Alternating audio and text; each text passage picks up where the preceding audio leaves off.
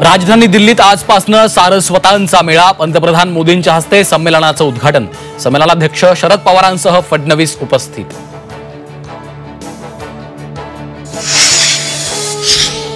ST मधील 50% दिलेली सवलत बंद होणार नाही, उपमुख्यमंत्री एकनाथ शिंदेंचं स्पष्टीकरण। तर ज्येष्ठांसाठीची ही सवलत सुरूच राहणार असल्याची माहिती।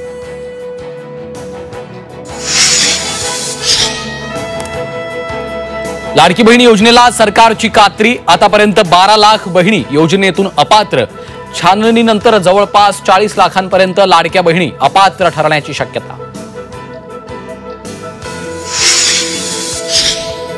विधानसभेतला महायुतीचा विजय लाडकी बहिणी योजनेमुळे नाही तर साधू संत आणि संघामुळे झालाय, नरेंद्र महाराज यांचा मोठा दावा।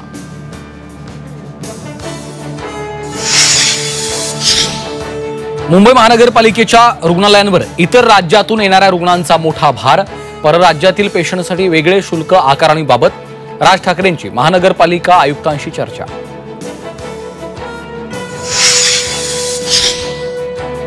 धनंजय मुंडे आणि माणिकराव कोकाटेंचा राजीनामा घ्या, संजय राऊतांची मागणी। तर धनंजय मुंडेंचा राजीनामा का घेत नाही, सुप्रिया सुळेंचा सवाल।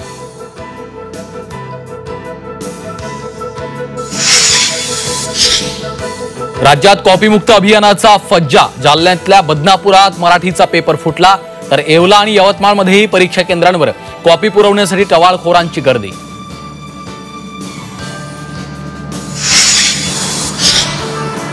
जालन्यात ब्रेक न लागल्यानं एसटी बस स्थानकात घुसली, अपघातात एकाचा मृत्यू तर 7 जण जखमी, जखमींवर उपचार सुरू।